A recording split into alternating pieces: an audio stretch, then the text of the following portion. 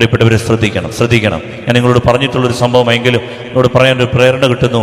Jesus യൂത്തിലെ ഒരു പെൺകുട്ടി, അവൾക്ക് കിട്ടിയ ഒരു നന്മ. ജീസസ് യൂത്തിൻ്റെ ഒരു മാഗസിനുണ്ട്, കെയ്റോസ്. ആ മാഗസിനിൽ അവൾ സാക്ഷ്യമായിട്ട് എഴുതി വെച്ചൊരു സംഭവം.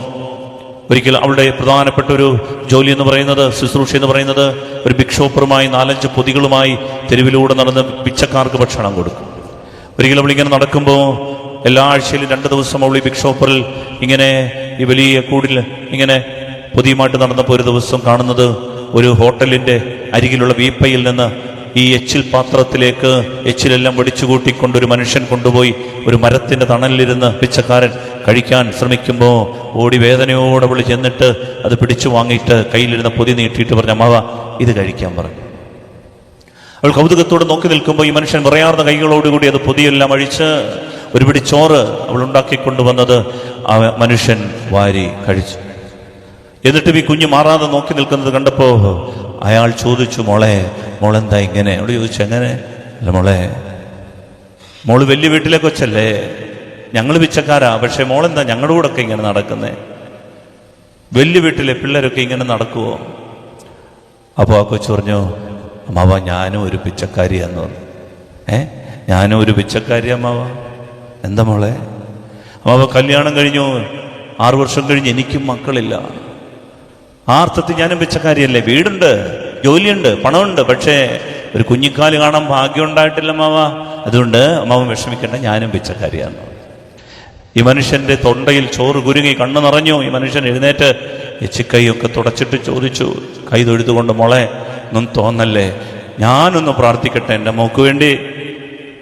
അവള് പറഞ്ഞു പ്രാർത്ഥിച്ചു. തെരുവിൽ നിന്നുകൊണ്ട് ഈ മനുഷ്യൻ ആകാശത്തിലേക്ക് നോക്കി, സർവ്വതും മറന്ന് എല്ലാ ദിവസവും വിളിക്കുന്ന ദൈവത്തെ വിളിച്ചിട്ട് പറഞ്ഞു, അപ്പാ എൻ കുളന്തെ പാറപ്പാ, എൻ കുളന്തെ അനുഗ്രഹിക്കപ്പാ, ഒരു കുളന്തെ കൊടുപ്പാ. നിങ്ങൾക്കറിയാമോ ഈ കൊച്ച് പിന്നീട് എഴുതി വെച്ച സാക്ഷ്യം? ഈ ദരിദ്രന്റെ നിലവിളി ആകാശമേഘങ്ങളെ തുളച്ചു കയറി ചെന്നിട്ട് സ്വർഗത്തിൽ നിന്ന് ഈ കുഞ്ഞിന് ഒരു കുഞ്ഞിനെ കൊടുത്തു.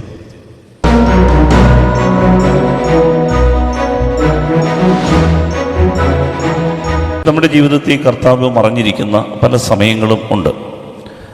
അതുകൊണ്ട് എന്തുകൊണ്ടാണ് ബൈബിൾ എന്താണ് അതിന് ഉത്തരം പറയുന്നത്? എന്തുകൊണ്ടാണ് ദൈവം മറഞ്ഞിരിക്കുന്നത്? ഈശോ പഠിപ്പിച്ചത് കർത്താവിനോട് പറഞ്ഞു, ചോദിക്കുവിൻ, നിങ്ങൾക്ക് ചോദിക്കുവിൻ നൽകപ്പെടും, അന്വേഷിക്കുവിൻ കണ്ടെത്തും, മുട്ടുവിൻ തുറക്കപ്പെടും. ചോദിച്ചിട്ട് കിട്ടിയില്ലെങ്കിൽ അന്വേഷിച്ചോണം, അന്വേഷിച്ചിട്ടും കണ്ടെത്താൻ പറ്റുന്നില്ലെങ്കിൽ മുട്ടിക്കോണം, തുറന്നു കിട്ടും. എന്നിട്ട് പറയാണ്, ലോക്കലായിട്ടുള്ള മാതാപിതാക്കൾക്ക് മകൻ അപ്പം ചോദിച്ചാൽ കല്ല് കൊടുക്കില്ല, പാമ്പിനെ കൊടുക്കില്ല, തേളിനെ കൊടുക്കില്ല. അപ്പോൾ അവർക്ക് കൃത്യമായിട്ട് കൊടുക്കാൻ അറിയാമെങ്കിൽ സ്വർഗസ്ഥനായ എൻ്റെ പിതാവ് എത്രയധികമായി നന്മകൾ, അനുഗ്രഹങ്ങൾ നൽകാതിരിക്കുകയില്ല. അതുകൊണ്ട് പ്രിയപ്പെട്ടവരെ, ദൈവപിതാവ് ചോദിച്ചാൽ തരും എന്നാണ് ഈശോ പഠിപ്പിക്കുന്നത്. എന്നിട്ടും ഇങ്ങനെ ഒരു ദൈവം ഉണ്ടായിട്ടും പ്രാർത്ഥിച്ചിട്ട് നമുക്കുത്തരം കിട്ടാത്തതിൻ്റെ കാരണം എന്താണെന്ന് നമ്മളിന്ന് ബൈബിളിലൂടെ അന്വേഷിക്കുകയാണ്. ഹല്ലേലൂയ, ഹല്ലേലൂയ, ഹല്ലേലൂയ. അങ്ങനെയാണ് ഈ ദൈവം ജെറുസലേം ദേവാലയം മഹത്വത്തോടെ നിർമ്മിച്ചിട്ട് ആ ദേവാലയത്തിൻ്റെ ഈ ബലിപീഠം മുഴുവനും മഹത്വത്തിൻ്റെ മേഘം ഇങ്ങനെ നിൽക്കുകയാണ്. പുരോഹിതന്മാർക്ക് ശുശ്രൂഷ ചെയ്യാൻ പറ്റാത്ത വിധം മേഘം ഇങ്ങനെ വന്ന് ഇറങ്ങി നിൽക്കുക. ഒന്ന് ആലോചിച്ച് നോക്കിയേ. ഞാനിങ്ങനെ പ്രസംഗിച്ചുകൊണ്ടിരിക്കുമ്പോൾ കർത്താവിൻ്റെ മഹത്വം തേജസ് ഇങ്ങനെ വന്ന് ഇറങ്ങി പൊതിഞ്ഞ് നിൽക്കുക. നിങ്ങളവിടെ നോക്കും, ബെന്നീച്ചൻ എവിടെ? കാണാനില്ല. അതുപോലെ മഹത്വം നിറഞ്ഞ ദേവാലയമായിരുന്നു ജെറുസലേം ദേവാലയം. എന്നാൽ എസെക്കിയേൽ പ്രവാചകന്റെ പുസ്തകത്തിൽ സങ്കടത്തോടെ എഴുതി വെച്ചിട്ടുണ്ട്, ദേവാലയത്തിൽ നിന്ന് കർത്താവിൻ്റെ മഹത്വം ഇറങ്ങിപ്പോയി, അങ്ങ് വടക്കോട്ട് പോയെന്ന് പറഞ്ഞു. അങ്ങ് ഇറങ്ങിപ്പോയി. വടക്ക് ബാബിലോണാണ്. ബാബിലോണിൻ്റെ അടിമത്തത്തിലേക്ക് ജനം പോയപ്പോൾ ആ ജനത്തോടൊപ്പം ദൈവത്തിൻ്റെ മഹത്വം വിട്ടുപോയി. ദേവാലയത്തിൻ്റെ മഹത്വം വിട്ട് ദൈവം ആ മഹത്വമൊക്കെ ഉപേക്ഷിച്ച് അങ്ങ് ഇറങ്ങിപ്പോകും. പ്രിയപ്പെട്ടവരെ, അങ്ങനെ ദൈവം ജനത്തിൽ നിന്ന് മറഞ്ഞിരിക്കുന്ന അവസരമുണ്ട്. പിന്നെ പള്ളി വന്ന് പ്രാർത്ഥിച്ചാൽ, ദേവാലയത്തിൽ വന്ന് പ്രാർത്ഥിച്ചാൽ പ്രാർത്ഥന കേൾക്കാൻ ദൈവം അവിടെ ഇല്ല. ഹല്ലേലൂയ, ഹല്ലേലൂയ, ഹല്ലേലൂയ, ഹല്ലേലൂയ, ഹല്ലേലൂയ, ഹല്ലേലൂയ. അങ്ങനെ ദൈവം മിണ്ടാതിരിക്കുന്ന, മറഞ്ഞിരിക്കുന്ന അവസരങ്ങളുണ്ടാകും. ഇതിന് പറയുന്ന പേരാണ് ഡിവൈൻ എക്ലിപ്സ്. സാവൂൾ ദൈവത്താൽ തിരഞ്ഞെടുക്കപ്പെട്ട രാജാവായിരുന്നു. ദൈവത്തിൻ്റെ ഈ ശക്തൻ ഒരിക്കൽ പ്രവചിക്കുകയും ചെയ്ത ആളാണ്, പ്രവാചകൻ കൂടി ആയ ആളാണ് സാവൂൾ. സാവൂൾ ദൈവത്തോട് പ്രാർത്ഥിക്കുകയാണ്, ദൈവമേ, ഞാൻ ഫിലിസ്ത്യർക്കെതിരെ യുദ്ധത്തിന് പോകണോ? അവിടെ ഈ എഫോദൊക്കെ എടുത്ത് ഇങ്ങനെ ധരിച്ചുകൊണ്ടാണ് ചോദിക്കുന്നത്. സാവൂൾ വീണ്ടും എഫോദൊക്കെ ധരിച്ച് ബലിപീഠത്തിന് മുമ്പിൽ നിന്നുകൊണ്ട് ചോദിച്ചു, ദൈവമേ, എന്തെങ്കിലും മിണ്ടു, ഞാൻ ഫിലിസ്ത്യരോട് യുദ്ധത്തിന് പോകണോ? സാധാരണ രാജാക്കന്മാരൊക്കെ ദൈവത്തോട് ആലോചന ചോദിച്ചിട്ട് അവരൊന്നും ചെയ്യാറുള്ളൂ. ബൈബിൾ സങ്കടത്തോട് എഴുതി വെച്ചിരിക്കുകയാണ് സാമുവേലിന്റെ പുസ്തകത്തിൽ, ദൈവം അവനോട് മറുപടി പറഞ്ഞില്ല. ദൈവം അവനോട് മറുപടി പറഞ്ഞില്ല. പ്രിയപ്പെട്ടവരെ, ദൈവം മിണ്ടാതിരിക്കും. നമ്മുടെ ജീവിതത്തിൽ അങ്ങനെ ദൈവം മിണ്ടാതെ ആയിട്ടുണ്ടോ? ഉണ്ടെങ്കിൽ എന്താണ് കാരണമെന്ന് നമ്മളൊന്ന് അന്വേഷിക്കാൻ പോവുകയാണ്. ഹല്ലേലൂയ. സ്വരമുയർത്തി ഹല്ലേലൂയ, ഹല്ലേലൂയ, സന്തോഷത്തോടെ ഹല്ലേലൂയ, ഹല്ലേലൂയ. പ്രിയപ്പെട്ടവരെ, ബൈബിളിൽ 5 കാരണങ്ങളാണ് നമ്മളുടെ പ്രാർത്ഥനയ്ക്ക് ഉത്തരം ലഭിക്കാത്തത് എന്ന് വചനം കൊണ്ട് പറയുന്നത്. 5 കാരണങ്ങളാണ്. എന്തുകൊണ്ടാണ് പ്രാർത്ഥനയ്ക്ക് ഉത്തരം ലഭിക്കാത്തതെന്ന് 5 കാരണങ്ങളാണ് പറയുക. ഹല്ലേലൂയ. ശ്രദ്ധിച്ച് കേൾക്കണം. നമ്മൾ എന്നിട്ട് ആത്മശോധനയ്ക്ക് വിഷയമാക്കണം. നമ്മൾ ഈ 20 മിനിറ്റ് പരിശോധിച്ച് നമ്മളിത് കുമ്പസാരത്തിലുണ്ടെങ്കിൽ അത് നേറ്റു പറഞ്ഞാൽ, പ്രിയപ്പെട്ടവരെ, ദൈവവചനമനുസരിച്ച് പ്രാർത്ഥന നീ ചോദിക്കുന്നതിന് മുൻപേ ദൈവം ഉത്തരം തന്നിരിക്കും. ഹല്ലേലൂയ, ഹല്ലേലൂയ, ഹല്ലേലൂയ, ഹല്ലേലൂയ. ഒന്നാമത്തെ വിഷയം എന്താണെന്നറിയാമോ? യാക്കോബിന്റെ ലേഖനം 1-ാം അധ്യായം 6, 7, 8 വാക്യങ്ങളാണ്. ശ്രദ്ധിച്ച് കേൾക്കണം. യാക്കോബിന്റെ ലേഖനം 1-ാം അധ്യായം 6, 7, 8 വാക്യങ്ങൾ വായിക്കാം. പുതിയ നിയമത്തിന്റെ അവസാനം കാതോലിക്ക ലേഖനം കണ്ട്. യാക്കോബിന്റെ ലേഖനം 1-ാം അധ്യായം 6, 7, 8 വാക്യങ്ങൾ. സംശയിക്കാതെ വിശ്വാസത്തോടെ വേണം ചോദിക്കാൻ. ചോദിക്കുമ്പോൾ ആരാധനയ്ക്ക് വന്നേ ചോദിക്കുകയാണ്. കൊച്ചിന്റെ OET അല്ലെന്നുണ്ടെങ്കിൽ നിസ്സാര കാര്യങ്ങളാ, ചെറിയ കാര്യങ്ങളാ. കടമൊന്ന് മാറണം, വസ്തു ഒന്ന് വിറ്റുപോകണം, എന്തുമാകട്ടെ, രോഗമൊന്ന് മാറണം, നമ്മൾ ചോദിക്കും. ഇത്തിരി ആവശ്യങ്ങളൊക്കെ ഉണ്ടല്ലോ, പാവപ്പെട്ട മനുഷ്യരല്ലേ, ജീവിച്ചു പോകണ്ടേ. എല്ലാവരും അങ്ങ് ആത്മീയതയുടെ ഉന്നതിയിലൊന്നും വന്നിട്ട് നിൽക്കുന്നവരല്ലല്ലോ. പക്ഷേ ചിലരൊക്കെ ചോദിക്കുന്നത് ആത്മീയമായി വളരാനുള്ള കൃപകളാണ്, പ്രാർത്ഥിക്കാനുള്ള വരമാണ് ചോദിക്കുന്നത്. കർത്താവെ, വിശുദ്ധ ജീവിതത്തിന് തഴക്കദോഷങ്ങളിൽ നിന്ന് മാറി ജീവിക്കുക, ഇങ്ങനെയൊക്കെയുള്ള കൃപകൾക്ക് വേണ്ടി ചോദിക്കുന്നവരുണ്ട്. എല്ലാം നല്ല കാര്യമാണ്. എന്താണെങ്കിലും ചോദിക്കുമ്പോൾ ആദ്യമേ ബൈബിൾ പറയുകയാണ്, യാക്കോബ് 1-6, 7, 8 വായിക്കാം. സംശയിക്കാതെ വിശ്വാസത്തോടെ വേണം ചോദിക്കാൻ. സംശയിക്കരുത്. ഇവിടെ ഒന്ന് പ്രാർത്ഥിക്കാൻ വരുമ്പോ കിട്ടുമോ കിട്ടത്തില്ലയോ, ഒക്കട്ടെ, അവനും അവളും പ്രാർത്ഥിക്കുന്നു, അതുകൊണ്ട് ഞാനും പ്രാർത്ഥിക്കും, ഇങ്ങനെ വന്ന് പ്രാർത്ഥിക്കരുത്. പ്രിയപ്പെട്ടവരെ, മനസ്സ് ബോൾഡായി ഒരുറപ്പോടുകൂടി വന്ന് മുട്ടുകുത്തണം. ഇവിടെ വന്ന് പാതി മനസ്സോടെ അങ്ങേ വരമ്പിൽ ഇങ്ങേ വരമ്പിൽ കാലി ചവിട്ടി, അങ്ങേ വള്ളത്തിൽ ഇങ്ങേ വള്ളത്തിൽ കാലി ചവിട്ടി വന്ന് ചോദിക്കരുത്. വചനം പറയുകയാണ്, മക്കളെ, സംശയിക്കാതെ ചോദിക്കണം. അടുത്ത വചനം, സംശയിക്കുന്നവൻ കാറ്റിൽ ഇളകിമറിയുന്ന കടൽ തിരക്ക് തുല്യനാണ്.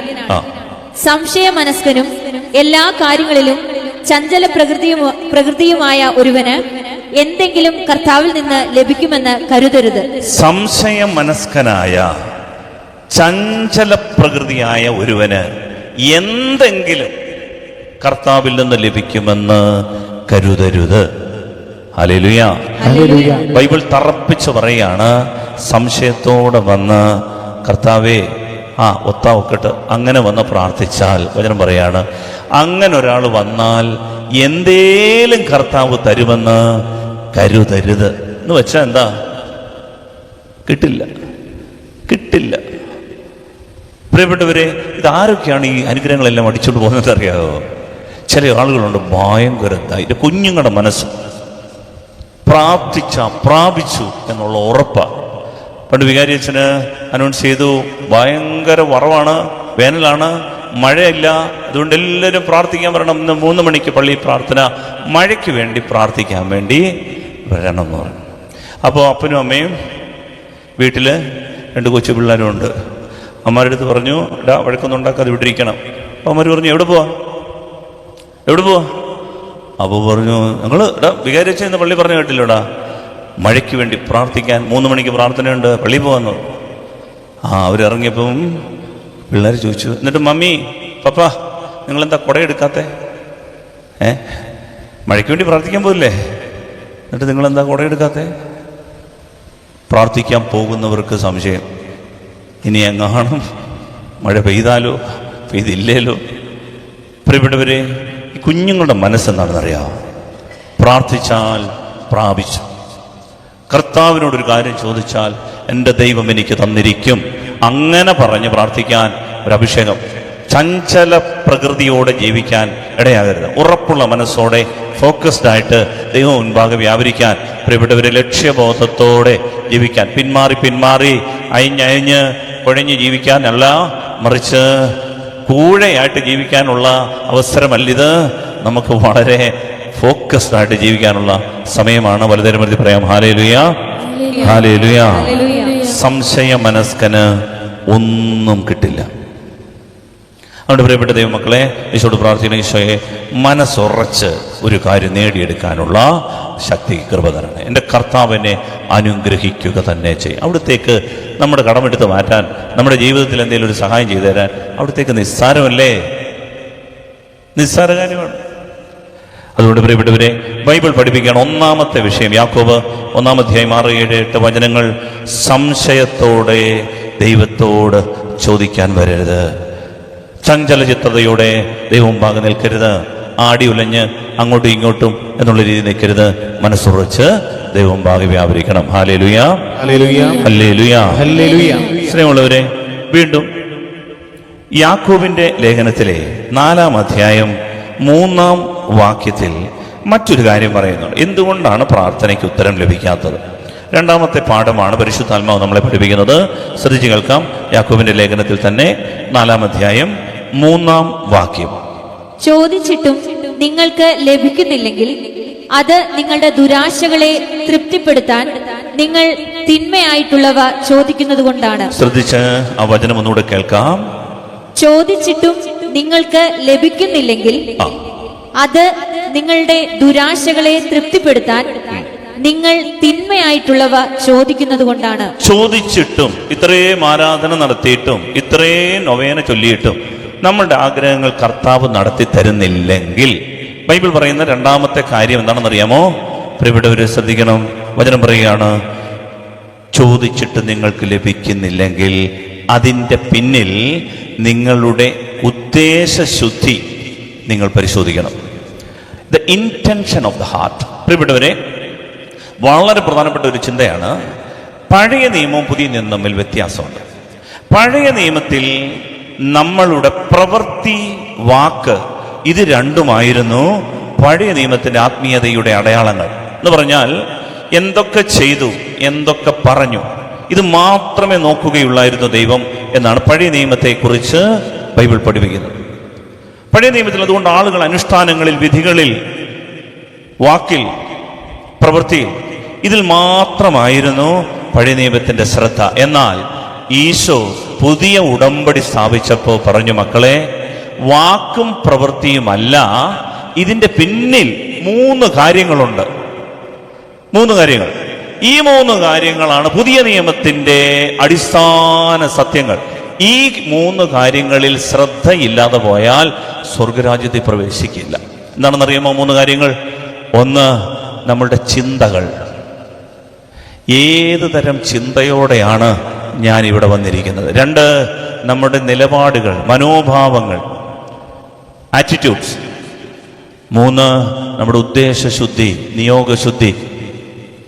അതുകൊണ്ടാണ് ഈശോ പറഞ്ഞത്, പണ്ട് വ്യഭിചാരം എന്ന് പറയുന്നത് ഒരു പ്രവൃത്തിയായിരുന്നു. സ്ത്രീ പുരുഷനും തമ്മിലുള്ള ശാരീരിക ബന്ധമായിരുന്നു. അതായിരുന്നു വ്യഭിചാരം, അനുവദനീയമല്ലാത്ത ബന്ധം. അതാണ് വ്യഭിചാരം. പക്ഷേ ഈശോ പറഞ്ഞു, ശരീരത്തിൽ തൊടണ്ട, ആസക്തിയോടെ ഒന്ന് നോക്കാൻ മനസ്സിലൊരു തോന്നലുണ്ടായാൽ മതി. The intention of the heart. നീ വ്യഭിചാരം ചെയ്തു കഴിഞ്ഞു. പണ്ടത് പ്രവൃത്തിയായിരുന്നു പഴയ നിയമത്തിൽ. ഇപ്പോ അതിൻ്റെ ഒരു ചിന്ത വന്നാൽ മതി, വ്യഭിചാരിയായി. സഹോദരനെ കൊല്ലുന്നവൻ, കൊലപാതകി. ഈശോ പറഞ്ഞു, സഹോദരനോട് കോപിക്കുന്നവൻ കൊലപാതകം ചെയ്യും. പണ്ട് കത്തിയെടുത്ത് കുത്തണമായിരുന്നു കൊലപാതകത്തിന് പഴയ നിയമത്തിൽ. എന്നാൽ ഈശോ പുതിയ നിയമത്തിൽ പറഞ്ഞു, നീ സഹോദരനെ ഭോഴ എന്നൊന്ന് വിളിച്ച, വിഡ്ഢി എന്നൊന്ന് വിളിച്ച, അവനെ കോപത്തോടെ ഒന്ന് നോക്കിയ, പ്രിയപ്പെട്ടവരെ, അവനെ കൊന്നു. കൊലപാതകിയ നീ. അതുകൊണ്ടാണ് പുതിയ നിയമത്തിൽ the intention of the heart. പ്രിയപ്പെട്ടവരെ, അതിനാൽ യാക്കോബ് ശ്ലീഹ പറയുകയാണ്, നമ്മൾ ചോദിച്ചിട്ട് നമുക്കൊന്നും ലഭിക്കാത്തതിന്റെ കാരണം നമ്മളുടെ ദുരാശകൾ, ഉള്ളിൻ്റെ ഉള്ളിലെ ആ ഇന്റൻഷൻ, അത് നമ്മുടെ ദുരാശകളെ തൃപ്തിപ്പെടുത്താനുള്ളതാണെങ്കിൽ ചോദിക്കരുത്, കിട്ടുകയില്ല. ഇവിടെ വന്നിരിക്കുമ്പോൾ എൻ്റെ പ്രിയപ്പെട്ടവരെ, നമ്മുടെ സ്വാർത്ഥതയെ തൃപ്തിപ്പെടുത്താൻ, നമ്മുടെ സുഖങ്ങളെ തൃപ്തിപ്പെടുത്താനുള്ള കാര്യവുമായിട്ടാണ് ഇവിടെ വന്നതെങ്കിൽ കർത്താവ് അത് തരില്ല. മറിച്ച് അത് നന്മയായി കർത്താവിൻ്റെ മുൻപിൽ സമർപ്പിക്കാനുള്ള ജ്ഞാനം നമുക്കുണ്ടാകണം. പ്രിയപ്പെട്ടവരെ, ഉദ്ദേശശുദ്ധി ദൈവം നോക്കും. മലിനമായൊരു ഹൃദയത്തോടെ വന്ന് നമ്മുടെ ദുരാശകളെ തൃപ്തിപ്പെടുത്താനുള്ള കാര്യങ്ങൾ ചോദിച്ചുകൊണ്ടിരുന്ന ദൈവം അത് ശ്രദ്ധിക്കില്ല. കാരണം എന്താണെന്നറിയാമോ? അത് തന്നാൽ, അത് അനുവദിച്ചാൽ അതുവഴി നമ്മുടെ ആത്മാവിന്റെ നാശം സംഭവിക്കുമെന്ന് ദൈവത്തിനറിയാം. അതുകൊണ്ടാണ് ദൈവം മൗനത്തിലാകുന്നത്. ഹല്ലേലൂയ, ഹല്ലേലൂയ, ഹല്ലേലൂയ, ഹല്ലേലൂയ. ഒരിക്കലും ഒരു അമ്മ നേർന്നതാ, കുഞ്ഞുങ്ങളില്ല. പറഞ്ഞ്, എനിക്കൊരു കുഞ്ഞിനെ തന്ന, എനിക്കൊരു ആൺകുഞ്ഞിനെ തന്ന, അവൻ വളർന്ന് വലുതാകുമ്പോൾ 18 വയസ്സാകുമ്പോൾ ഞാൻ അവനൊരു ബൈക്ക് വാങ്ങിച്ചു കൊടുത്തിട്ട്, കർത്താവേ, അതിൻ്റെ പുറകിലിരുന്ന് ഞാൻ പള്ളി വന്നോളാം. പ്രിയപ്പെട്ടവരെ, നല്ല നേർച്ചയല്ലേ? നല്ല നേർച്ചയാണ്. പക്ഷെ ഉള്ളിൻ്റെ ഉള്ളിൽ പ്രിയപ്പെട്ടവരെ ഇങ്ങനെയുള്ള ദുരാശകളൊക്കെ കിടപ്പുണ്ടെങ്കിൽ എത്ര നാൾ പ്രാർത്ഥിച്ചാലും ചേട്ടത്തിക്ക് കുഞ്ഞിനെ കിട്ടില്ല. ദുരാശകളെ തൃപ്തിപ്പെടുത്താൻ വേണ്ടി നമ്മൾ ചോദിക്കരുത്. ഹല്ലേലൂയ, ഹല്ലേലൂയ, ഹല്ലേലൂയ, ഹല്ലേലൂയ. മൂന്നാമത്തെ കാര്യം, മർക്കോസിന്റെ സുവിശേഷം 11-ാം അധ്യായം 24-25 വാക്യങ്ങൾ. അപ്പൊ ഒന്നാമത്തെ കാര്യം, എന്തുകൊണ്ടാണ് പ്രാർത്ഥിച്ചിട്ട് ഉത്തരം കിട്ടാത്തത്? ഒന്ന്, സംശയത്തോടെ ചോദിക്കരുത്, ചഞ്ചല മനസ്കനായി നിൽക്കരുത്, കർത്താവിനെ അനുഗ്രഹിക്കുന്നു വിശ്വസിക്കണം. 2, നമ്മുടെ ദുരാശകളെ പരിശോധിക്കണം. ദുരാശകളെ തൃപ്തിപ്പെടുത്താനാണോ വന്നിരിക്കുന്നത്? ഈ പണം കിട്ടിയിട്ട്, ഈ ജോലി കിട്ടിയിട്ട് എന്താ നമ്മുടെ ഉദ്ദേശം? അപ്പുറത്ത് കിടക്കുന്ന പറമ്പൂടെ വാങ്ങിച്ചെടുക്കാൻ വേണ്ടി ലോട്ടറി അടിച്ച് അതുകൂടെ എനിക്ക് സ്വന്തമാക്കാം. ദുരാശകൾക്ക് ദുരാശകൾ കൊണ്ടാണ് ഇവിടെ വന്നിരിക്കുന്നത്. പ്രിയപ്പെട്ടവരെ, അതൊന്നും കർത്താവ് നടത്തി തരില്ല. വചനം നമ്മൾ ശ്രദ്ധയോടെ കേൾക്കണം. മൂന്നാമത്തെ കാര്യമാണ് മർക്കോസ് 11-ാം അധ്യായം 24-25 വാക്യങ്ങൾ വായിക്കാം. അതിനാൽ ഞാൻ പറയുന്നു, പ്രാർത്ഥിക്കുകയും യാചിക്കുകയും ചെയ്യുന്ന എന്തും ലഭിക്കുമെന്ന് വിശ്വസിക്കുവിൻ, നിങ്ങൾക്ക് ലഭിക്കുക തന്നെ ചെയ്യും.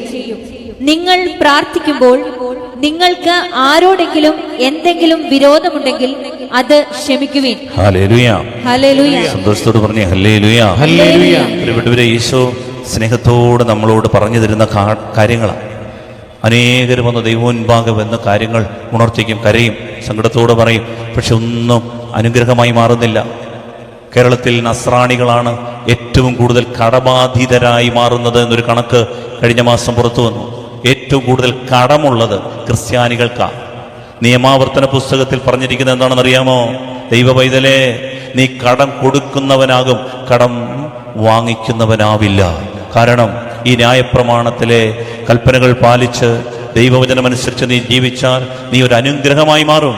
നീ കാല് ചവിട്ടുന്നിടം അനുഗ്രഹമായി മാറും. ദേശത്ത് നീ ഒരു അനുഗ്രഹമായി മാറും. ഇതാണ് ഈ വാഗ്ദാനം, ബൈബിളിലെ വാഗ്ദാനം. എന്നിട്ടും നമ്മൾ ഈ കടം കയറി ജീവിതം ഞെരുങ്ങുന്നുണ്ടെങ്കിൽ പ്രിയപ്പെട്ടവരെ, എന്തോ സാരവത്തായ അപകടം നമ്മുടെ ആത്മീയതയിൽ സംഭവിച്ചിട്ടുണ്ട്. തിരുത്തണം. കാലാന്ത്യത്തിൽ, യുഗാന്തത്തിൽ ദൈവം മുൻപാകെ ലോകത്തെ വിധിക്കാൻ വേണ്ടി നിൽക്കേണ്ടവരാ നമ്മൾ. മാലാഖമാരെ പോലും വിധിക്കാനുള്ളവരാ നമ്മൾ. അങ്ങനെയുള്ളവര് ഈ ലോകത്തിന്റെ മുഴുവൻ ദുരിതവും പേറി ജീവിക്കേണ്ടവരല്ല. ഏറ്റവും കൂടുതൽ സ്ഥാനാർബുദമുള്ള RCCയിലെ കണക്കനുസരിച്ച് ഏറ്റവും കൂടുതൽ സ്ഥാനാർബുദം, ക്യാൻസർ, ബ്രസ്റ്റ് ക്യാൻസർ ഉള്ളത് നമ്മളുടെ നസ്രാണി ചേച്ചിമാർക്കാണ്. പ്രിയപ്പെട്ടവർ, ദൈവത്തിന്റെ വചനം പറഞ്ഞിട്ടുണ്ട്, നിങ്ങൾ വർദ്ധിച്ചു പെരുകി ഭൂമിയിൽ നിറയുവേൻ. ഈ വചനം അനുസരിക്കാതെ ഒരു മുറിയും കൊണ്ടൊക്കെ നടക്കുമ്പോൾ, ജീവിത വചനത്തെ പാലിക്കാതൊക്കെ ജീവിക്കുമ്പോൾ, സ്നേഹമുള്ളവരെ, ദൈവം വചനം അനുസരിക്കാത്ത ഒരാൾക്ക് അനുഗ്രഹങ്ങൾ നൽകില്ല. രോഗവുമായി ഇങ്ങനെ കയറി ഇറങ്ങി നടക്കുകയാണ്. സ്നേഹമുള്ളവരെ, ജീവിതത്തിൽ നാം മനസ്സിലാക്കേണ്ട ഒരു പ്രധാനപ്പെട്ട കാര്യമുണ്ട്. ഈ പുസ്തകത്തിൽ പറഞ്ഞിരിക്കുന്ന കാര്യങ്ങൾ അനുസരിച്ചാൽ നമ്മൾ ഒരു അനുഗ്രഹമായി മാറും, നമ്മുടെ തലമുറ ഒരു അനുഗ്രഹമായി മാറും. അതുകൊണ്ടാണ് ഈ വചനം അനുസരിക്കാൻ വേണ്ടി ഈശോ സ്നേഹത്തോടെ നമ്മളെ വിളിക്കുന്നത്. ഇതല്ലാതെ രക്ഷയ്ക്ക് മറ്റൊരു മാർഗമില്ല. ഇതല്ലാതെ പലരും പല മാർഗങ്ങൾ പറഞ്ഞു തരാൻ ശ്രമിച്ചേക്കാം, പക്ഷേ അതെല്ലാം ഒരു പരാജയമാണ്. അല്പനേരത്തേക്കുള്ള ഡിഫൻസ് മെക്കാനിസംസ് മാത്രമാണത്. അതൊന്നും ഒരിക്കലും നമ്മളെ ശാശ്വതമായ നിത്യജീവനിലേക്ക് പ്രവേശിപ്പിക്കില്ല. ഈ കാലഘട്ടത്തിന്റെ വിഷയങ്ങളെ മനസ്സിലാക്കിക്കൊണ്ട് എൻ്റെ പ്രിയപ്പെട്ട ദൈവമക്കളെ ദൈവവചനത്തിലേക്ക് തിരിയണം. അപ്പൊ ഇത് മർക്കോസിന്റെ സുവിശേഷം 11-ാം അധ്യായം 24-25 വാക്യങ്ങൾ പറയുകയാണ്. അതിനാൽ ഞാൻ പറയുന്നു, പ്രാർത്ഥിക്കുകയും യാചിക്കുകയും ചെയ്യുന്ന എന്തും ചോദിക്കുന്നതെന്തും ലഭിക്കുമെന്ന് വിശ്വസിക്കുവിൻ, നിങ്ങൾക്ക് ലഭിക്കുക തന്നെ ചെയ്യും. പക്ഷേ ഒരു കണ്ടീഷനുണ്ട്. എന്താണെന്നറിയാമോ? നിങ്ങൾ പ്രാർത്ഥിക്കുമ്പോൾ നിങ്ങൾക്ക് ആരോടെങ്കിലും എന്തെങ്കിലും വിരോധമുണ്ടെങ്കിൽ അത് ക്ഷമിക്കുവിൻ. അത് ക്ഷമിച്ചിട്ട് പ്രാർത്ഥിക്കണം. എങ്കിൽ കർത്താവിനത് നിഷേധിക്കാൻ പറ്റില്ല. ആർക്കെങ്കിലും നിങ്ങളോട് വിരോധമുണ്ടെങ്കിൽ, നിങ്ങൾക്ക് ആരോടെങ്കിലും പരിഭവം ഉണ്ടെങ്കിൽ, പ്രിയപ്പെട്ട ദൈവമക്കളെ, ഇവിടെ നിന്ന് കർത്താവിന്റെ നാമത്തിൽ ആ മക്കളെ അനുഗ്രഹിച്ച് പ്രാർത്ഥിച്ചിട്ട് നിങ്ങൾ ദൈവമുമ്പാകെ കൈവെപ്പ് പ്രാർത്ഥനയ്ക്ക് വരാമോ? അതൊരു അനുഗ്രഹമായി കർത്താവ് മാറ്റിയിരിക്കും. ഹല്ലേലൂയ, ഹല്ലേലൂയ, സന്തോഷത്തോടെ ഹല്ലേലൂയ, ഹല്ലേലൂയ. ഈശോയുടെ കാലത്ത് ഒരു മനുഷ്യൻ വന്ന് ഈശോയോട് ചോദിച്ചു, ഈശോയെ, എന്റെ പിതൃസ്വത്ത് ഞാനുമായി പങ്കുവെക്കാൻ എന്റെ സഹോദരനോട് നീ ഒന്ന് കൽപ്പിക്കണം. എന്റെ പിതൃസ്വത്ത്, എന്റെ കുടുംബസ്വത്ത് ഞാനുമായി പങ്കുവെക്കാൻ സഹോദരനോട് കൽപ്പിക്കണം. നീ പറഞ്ഞ അവൻ കേൾക്കും. നീ ഒരു ഗുരുവാ, ഇസ്രായേലിൽ നീ അംഗീകരിക്കപ്പെട്ട ഒരാളാ, അതുകൊണ്ട് നീ പറഞ്ഞാൽ അവൻ അനുസരിക്കും. പ്ലീസ് നീ വീട് വരെ ഒന്ന് വരണം, ഈ കേസ് ഒന്ന് ടേക്കപ്പ് ചെയ്യണം. നിങ്ങൾക്കറിയാമോ, ഈശോ ആ കേസ് ടേക്കപ്പ് ചെയ്തില്ല. ഹല്ലേലൂയ, സ്വരമെടുത്ത് പറഞ്ഞേ ഹല്ലേലൂയ, ഹല്ലേലൂയ, ഹല്ലേലൂയ, ഹല്ലേലൂയ. ഈ കേസ് ഈശോ ടേക്കപ്പ് ചെയ്തില്ല. ശരീരത്തിൽ ഇടറിപ്പോയ പെങ്കുച്ചന്റെ കാര്യം ഏറ്റെടുത്തു, സക്കേവൂസിന്റെ കേസ് ഏറ്റെടുത്തു, ലാസറിന്റെ കേസ് ഏറ്റെടുത്തു. പക്ഷേ എന്തുകൊണ്ടാണ് ഈശോ അവനെ ഒന്ന് നോക്കി പറഞ്ഞു, that's none of my business, എന്റെ പണിയല്ല, പോടാന്ന് പറഞ്ഞു, വീട്ടിൽ പോടാന്ന് പറഞ്ഞു. പ്രിയപ്പെട്ടവരെ, എന്തുകൊണ്ടാണ് ദൈവം ഈ കേസ്, ഈ വസ്തുഭാഗം ചെയ്തു കൊടുക്കുന്ന കേസ്, മധ്യസ്ഥത ഈശോ ഏറ്റെടുക്കാഞ്ഞതെന്നറിയാമോ? ഈശോ അത് ഏറ്റെടുക്കാത്തതിന്റെ കാര്യം, ഇവന്റെ ചേട്ടനുമായി ഉടക്കിയാ വന്നിരിക്കുന്നേ. 5 സെന്റ് സ്ഥലം വേണ്ട എന്ന് വെച്ചിരുന്നെങ്കിൽ, ഈ ചേട്ടൻ അങ്ങ് വിട്ടുകൊടുത്തിരുന്നെങ്കിൽ, അല്ലെങ്കിൽ ഈ ചേട്ടനോട് അങ്ങ് ക്ഷമിച്ചിരുന്നെങ്കിൽ ഈ പ്രശ്നം വീട്ടിൽ വെച്ചേ തീരുമായിരുന്നു. ഇത് വീട്ടിൽ വെച്ച് തീർക്കാൻ ദൈവം പള്ളി കൊണ്ടുവന്നിരിക്കുക. ഈ തർക്കം, ഈ കലഹം വിട്ടുകൊടുക്കാതെ, ക്ഷമിക്കാതെ പള്ളിയിൽ കൊണ്ടുവന്ന് അവതരിപ്പിച്ചിട്ട്, പ്രിയപ്പെട്ടവരെ, ദൈവാനുഗ്രഹം കിട്ടുമെന്ന് വ്യാമോഹിക്കരുത്. തിരുവചനം പഠിപ്പിച്ചിരിക്കുന്നത് അങ്ങനെയല്ല. പ്രാർത്ഥിക്കുകയും ചോദിക്കുകയും ചെയ്യുന്ന എല്ലാം ലഭിക്കും. ഒറ്റ കണ്ടീഷൻ, ക്ഷമിച്ച് പ്രാർത്ഥിക്കണം. മനസ്സിൽ മുറുമുറുപ്പും കയർത്ത് സംസാരിക്കാൻ വേണ്ടി പകയും വിദ്വേഷവും വെച്ച് പുലർത്തി പ്രിയപ്പെട്ടവരെ വന്ന് പ്രാർത്ഥിച്ച നമ്മുടെ രോഗം മാറില്ല, വീണ്ടും വീണ്ടും ക്ഷീണാവസ്ഥയിലേക്ക് പോവും, നമ്മുടെ ജീവിതത്തെ നിയന്ത്രിക്കാൻ പറ്റാത്ത പോവും. അതുകൊണ്ട് ആത്മാവ് നശിച്ചു പോകരുത്. സ്നേഹത്തോട് പറയാം ഹല്ലേലൂയ, സ്വരമെത്തി പറയാമോ ഹല്ലേലൂയ, ഹല്ലേലൂയ, ഹല്ലേലൂയ, ഹല്ലേലൂയ. 4-ാമത്തെ കാര്യം, 5 കാര്യങ്ങളാണ് വചനത്തിലൂടെ ഇന്ന് നമ്മൾ കാണുന്നത്. 4-ാമത്തെ കാര്യം, യെശയ്യായുടെ പുസ്തകം 59-ാം അധ്യായം 2-ാം തിരുവചനം. അപ്പൊ 3 കാര്യങ്ങൾ ഞാൻ കണ്ടു. സംശയിക്കാതെ ചോദിക്കണം, കർത്താവ് തരും. 2, ദുരാശകളെ തൃപ്തിപ്പെടുത്താൻ തിന്മയായിട്ടുള്ളത് ചോദിക്കരുത്, ചോദിക്കാതിരുന്നാൽ ദൈവം അത് അനുഗ്രഹമാക്കി തരും. 3, ക്ഷമിച്ചിട്ട് ചോദിക്കണം. 4, യെശയ്യാ 59-ന്റെ 2-ാം വാക്യം, നിന്റെ അകൃത്യങ്ങൾ നിന്നെയും ദൈവത്തെയും തമ്മിൽ അകറ്റിയിരിക്കുന്നു, നിന്റെ പാപങ്ങൾ അവിടുത്തെ മുഖം നിന്നിൽ നിന്ന് മറച്ചിരിക്കുന്നു, അതിനാൽ അവിടുന്ന് നിന്റെ പ്രാർത്ഥന കേൾക്കുന്നില്ല. സമയം വേസ്റ്റ് ആക്കാവുന്നേ ഉള്ളൂ. പ്രിയപ്പെട്ടവരെ, ഞാൻ ഒരു കാര്യം പ്രാർത്ഥിച്ചിട്ടും ദൈവം കേൾക്കുന്നില്ലെങ്കിൽ ആത്മശോധന ചെയ്യണം.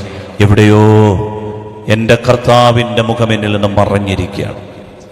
കാരണം എൻ്റെ അകൃത്യങ്ങളാണ് എന്നെയും എൻ്റെ ദൈവത്തെയും തമ്മിൽ അകറ്റിയിരിക്കുന്നത്. ഒരിക്കലൊരു പയ്യൻ, അവൻ നല്ലൊരു ധ്യാന കേന്ദ്രത്തിൽ പോയി കൗൺസിലിംഗ് ഒക്കെ നടത്തി ധ്യാനമൊക്കെ കൂടി. കൗൺസിലിങ്ങിൽ പ്രത്യേകിച്ച് ഗിഫ്റ്റഡ് ആയിട്ടുള്ള ഒരു കൗൺസിലർ ഇരുന്നിട്ട് ഈ പയ്യനോട് പറഞ്ഞു, മോനെ നീ വന്ന് ധ്യാനം കൂടിയത് എന്തിനാണ്? അവൻ പറഞ്ഞു, അതെ എനിക്ക് കല്യാണം കഴിഞ്ഞ 6 വർഷമായി, മക്കളില്ല, എനിക്കൊരു കുഞ്ഞിനെ കിട്ടണമെന്ന് വലിയ ആഗ്രഹമാണ്. അതുകൊണ്ട് ദമ്പതികളായിട്ട് ഞങ്ങൾ രണ്ടുപേരും കൂടെ വന്നു. അപ്പോൾ ഇവനോട് പ്രാർത്ഥിച്ചിട്ട് ഈ കൗൺസിലർ ഒരു ദർശനം കിട്ടിയത് പറഞ്ഞു, മോനെ എൻ്റെ കണ്ണിൻ്റെ മുൻപിൽ ഒരു മധ്യവയസ്കനായ ഒരു മനുഷ്യൻ കരഞ്ഞ് കണ്ണ് നിറഞ്ഞ് നിൽക്കുന്നതായി കാണുന്നുണ്ടല്ലോ എന്ന് പറഞ്ഞു. അപ്പോൾ അവൻ ചോദിച്ചു, മധ്യവയസ്കൻ എന്ന് പറഞ്ഞാൽ എങ്ങനെ ഇരിക്കും?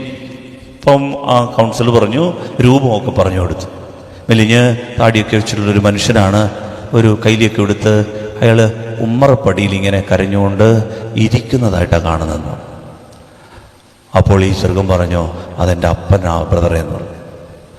ആ രൂപമൊക്കെ പറഞ്ഞു എൻ്റെ അപ്പനാണെന്ന് പറഞ്ഞു. അപ്പോൾ ഈ കൗൺസിലർ ചോദിച്ചു, മോനെ അപ്പനെ കണ്ണുനീര് കുടിപ്പിച്ച വല്ല സംഭവം ഉണ്ടായിട്ടുണ്ടോ ജീവിതത്തിൽ? അപ്പം അവന് ധ്യാനമൊക്കെ കൂടിയതുകൊണ്ട് അവൻ്റെ ഉള്ളിൽ തട്ടി അവൻ പറഞ്ഞുകൊണ്ട്, ഡിഗ്രിക്ക് പഠിച്ചുകൊണ്ടിരുന്ന കാലം ഇവൻ്റെ അപ്പനോട് പറഞ്ഞു, അപ്പ എനിക്കൊരു ബൈക്ക് വാങ്ങിച്ചു തരണം. അപ്പം പറഞ്ഞു, മോനെ നിനക്ക് ചേച്ചിമാരായിട്ട് 3 പേരാ, ഒരു റേഷൻ കട കൊണ്ടാണ് നമ്മൾ ജീവിക്കുന്നത്, നിനക്കറിയാമല്ലോ. ഇവിടുന്ന് കിട്ടുന്ന ഇത്തിരി വരുമാനം കൊണ്ട് ജീവിതം രണ്ടറ്റം കൂട്ടിമുട്ടിക്കാൻ കഷ്ടപ്പെടുക, ബുദ്ധിമുട്ടും പ്രയാസവുമാണ് മോനെ. ഇപ്പോൾ നീ അത് ചോദിക്കുക, അവരുടെ കല്യാണമൊക്കെ ഒന്ന് കഴിയട്ടാ, അവരെയൊക്കെ ലെവലിൽ നിന്ന് ആക്കട്ടെ. ഒരെണ്ണത്തിൻ്റെ കല്യാണം കഴിഞ്ഞിട്ടുള്ളൂ, അപ്പോൾ തന്നെ നമ്മൾ ഞെരുങ്ങി. മോനെ നിനക്ക് വാങ്ങിച്ചു തരാം, ഇപ്പം തന്നെ ഒരു ബൈക്കൊക്കെ വാങ്ങിക്കണം. അന്നത്തെ കാലത്ത് 10-30,000 രൂപ ഞാൻ എങ്ങനെയാണ് പെട്ടെന്ന് മറിക്കുന്നത്? ഉടനെ ഇവനത് വിഷമത്തോടുകൂടി മിണ്ടാതായി. വീണ്ടും കോളേജിലൊക്കെ പോയി. 1 മാസം കഴിഞ്ഞപ്പോൾ വീണ്ടും എൻ്റെ കൂട്ടുകാരൊക്കെ ബൈക്കിലൊക്കെ യാത്ര ചെയ്തപ്പോൾ വന്നിട്ട് പറഞ്ഞു, എനിക്കൊരു ബൈക്ക് അപ്പം വാങ്ങിച്ചു തന്നേ പറ്റൂ. ഇളയ മകനല്ലേ, കൊഞ്ചിച്ച് വളർത്തിയതാണ്. അപ്പോൾ ഈ അപ്പം പറഞ്ഞു, മോനെ നിന്നോടല്ല ഞാൻ പറഞ്ഞേടാ, ഇപ്പോഴത്തെ ബുദ്ധിമുട്ടില്ല, കുറച്ചുകൂടെ കഴിയട്ടാ വാങ്ങിച്ച്. എടുത്ത വായിൽ ഇവൻ പറഞ്ഞു, അതെ മക്കളെ പന്നിയെ പെറ്റുകൂട്ടുന്ന കണക്കെ പെറ്റുകൂട്ടിയിട്ട് കാര്യമൊന്നുമില്ല, പോറ്റാനും കൂടെ വകയുണ്ടോയെന്ന് നോക്കണമായിരുന്നെന്ന് പറഞ്ഞു. പ്രിയപ്പെട്ടവരെ, ഈ മനുഷ്യൻ കണ്ണു നിറഞ്ഞ് ആറ്റുനൂറ്റ് വളർത്തിക്കൊണ്ടുവന്ന മകൻ്റെ വായിൽ നിന്ന് അപ്പം കേട്ട ഈ വാക്കുകൾ വല്ലാത്തൊരു മുറിവായ മനുഷ്യൻ തളർന്ന് ഉമ്മറപ്പടിയിൽ ഇരുന്നിട്ട് അവനെ നോക്കിയിട്ട് പറഞ്ഞു, എൻ്റെ മോൻ ഇത് വരാതിരിക്കട്ടെ എന്ന് പറഞ്ഞു. എൻ്റെ മോൻ ഇങ്ങനെ സംഭവിക്കാതിരിക്കട്ടെ. കല്യാണം കഴിഞ്ഞ് ഈ പയ്യൻ 6 വർഷമായി ധ്യാന കേന്ദ്രങ്ങൾ കയറി ഇറങ്ങി നടക്കുകയാ. പ്രിയപ്പെട്ടവരെ, എത്ര ചോദിച്ചിട്ടും കുഞ്ഞുങ്ങളില്ല. ദൈവമായ കർത്താവ് വചനത്തിൽ പറയുകയാണ്, നിന്റെ അകൃത്യങ്ങളാണ് നിന്നെയും ദൈവത്തെയും തമ്മിൽ അകറ്റിയിരിക്കുന്നത്. നീ ചോദിച്ചിട്ടും തരാത്തതിൻ്റെ കാരണം പ്രിയപ്പെട്ടവരെ, പാപങ്ങൾ, അവിടുത്തെ മുഖം നിന്നിൽ നിന്ന് മറച്ചിരിക്കുന്നു. അവിടുന്ന് അതിനാൽ നിന്റെ പ്രാർത്ഥന കേൾക്കുന്നില്ല. മാതാപിതാക്കളുടെ കണ്ണുനീര് വീണിട്ടുണ്ടെങ്കിൽ പ്രിയപ്പെട്ട മക്കളെ, കാലുപൊള്ളും. എത്ര പ്രാർത്ഥിച്ചാലും വിജയം കിട്ടണമെന്നില്ല. അനുദപിക്കണം. കുമ്പസാരക്കൂട് ഫലപ്രദമായി ഉപയോഗിക്കണം. രമ്യതപ്പെടാതെ നമ്മുടെ പ്രാർത്ഥന കേൾക്കില്ല. വലുതരം പ്രതി പറ ഹല്ലേലൂയ, സന്തോഷത്തോടെ പറ ഹല്ലേലൂയ, ഹല്ലേലൂയ. 5-ാമത്തെ കാര്യം, ആരാധന പൂർത്തിയാക്കുകയാണ്. യെശയ്യായുടെ പുസ്തകം 58-ാം അധ്യായം 7, 8, 9 വാക്യങ്ങൾ. യെശയ്യാ 58-ന്റെ 7, 8, 9 വാക്യങ്ങൾ പ്രിയപ്പെട്ട മക്കളെ ശ്രദ്ധിച്ച് കേൾക്കാം.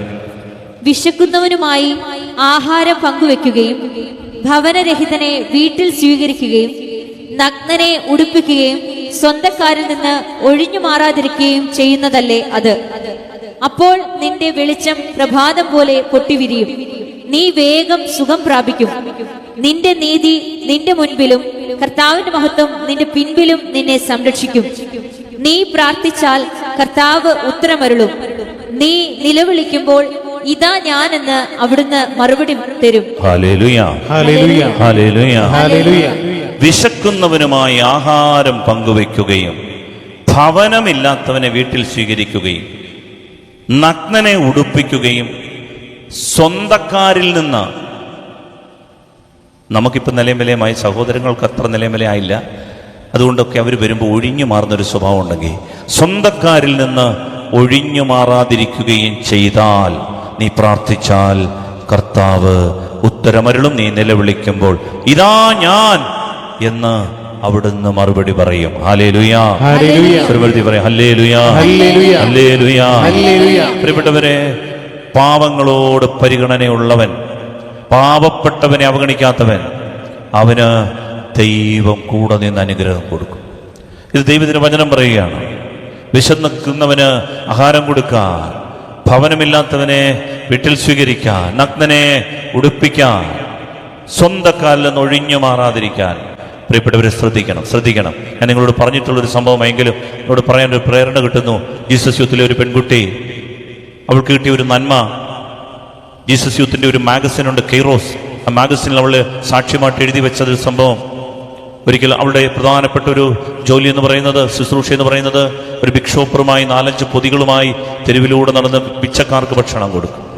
ഒരിക്കലും അവളിങ്ങനെ നടക്കുമ്പോൾ എല്ലാ ആഴ്ചയിലും 2 ദിവസം അവൾ ഈ ബിഗ് ഷോപ്പറിൽ ഇങ്ങനെ ഈ വലിയ കൂടിൽ ഇങ്ങനെ പൊതിയുമായിട്ട് നടന്നപ്പോൾ ഒരു ദിവസം കാണുന്നത് ഒരു ഹോട്ടലിന്റെ അരികിലുള്ള വീപ്പയിൽ നിന്ന് ഈ എച്ചിൽ പാത്രത്തിലേക്ക് എച്ചിലെല്ലാം വെടിച്ചു കൂട്ടിക്കൊണ്ട് ഒരു മനുഷ്യൻ കൊണ്ടുപോയി ഒരു മരത്തിന്റെ തണലിലിരുന്ന് പിച്ചക്കാരൻ കഴിക്കാൻ ശ്രമിക്കുമ്പോൾ ഓടി വേദനയോടെ അവൾ ചെന്നിട്ട് അത് പിടിച്ചു വാങ്ങിയിട്ട് കയ്യിലിരുന്ന പൊതി നീട്ടിയിട്ട് പറഞ്ഞു, അമ്മാവ ഇത് കഴിക്കാൻ പറഞ്ഞു.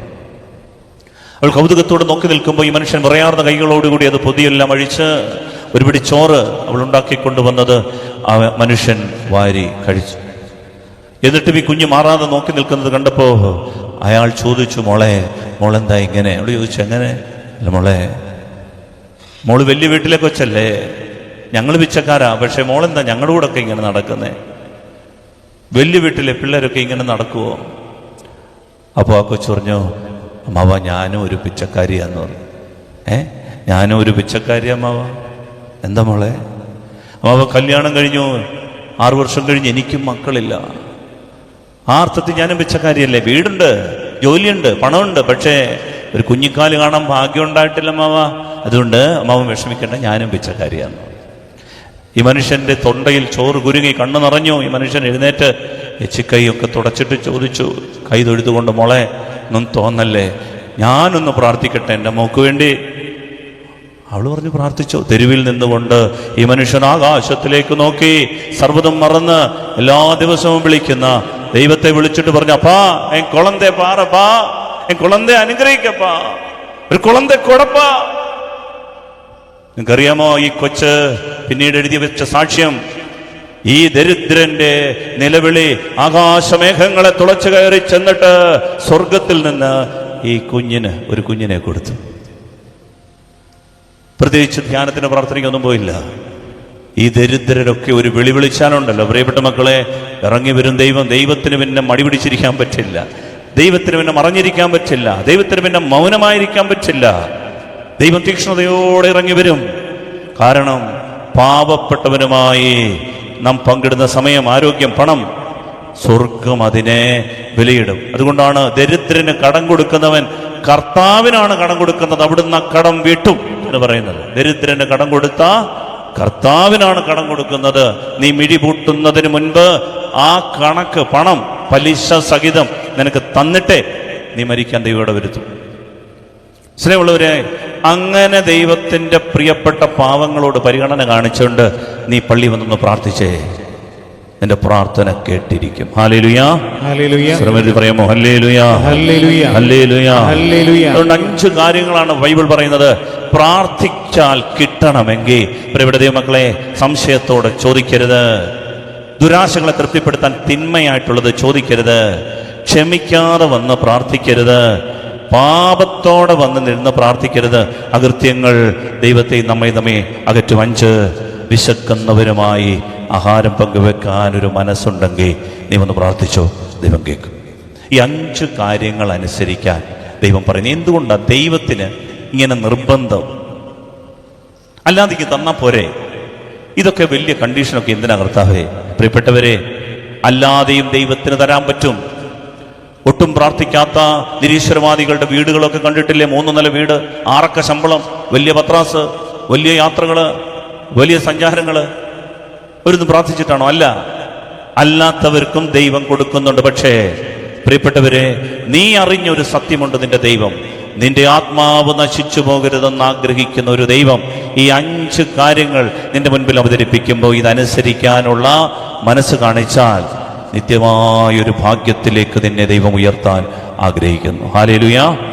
കണ്ണു കണ്ടിട്ടില്ലാത്ത, കേൾവിയിൽപ്പെട്ടിട്ടില്ലാത്ത, മനുഷ്യ സങ്കല്പത്തിൽ എത്തിച്ചേർന്നിട്ടില്ലാത്ത അവിടുത്തെ പട്ടണത്തിലേക്ക് നിന്നെ ചേർത്ത് പിടിക്കാൻ ആഗ്രഹിച്ചുകൊണ്ട് ദൈവം ഇങ്ങനെ നിർദ്ദേശങ്ങൾ നൽകുക. അതിനാൽ പ്രിയപ്പെട്ട ദൈവമക്കളെ, ദൈവമുമ്പാകെ നമ്മൾ സംശയമനസ്കരാകാതെ, ദുരാശകളെ തൃപ്തിപ്പെടുത്താൻ ചോദിക്കാതെ, ക്ഷമിച്ച് പ്രാർത്ഥിക്കാൻ മനസ്സ് കാണിച്ചുകൊണ്ട്, പാപങ്ങൾ നന്നായി ഏറ്റുപറഞ്ഞ് കുമ്പസാരിച്ച് ദൈവമുമ്പാകെ വരാനും, പാവങ്ങളോട് അലിവ് കാട്ടിക്കൊണ്ട് ദൈവസന്നിധിയിൽ വ്യാപരിക്കുവാനും ശ്രദ്ധിക്കണമെന്ന് ദൈവം ആഗ്രഹിക്കുന്നു.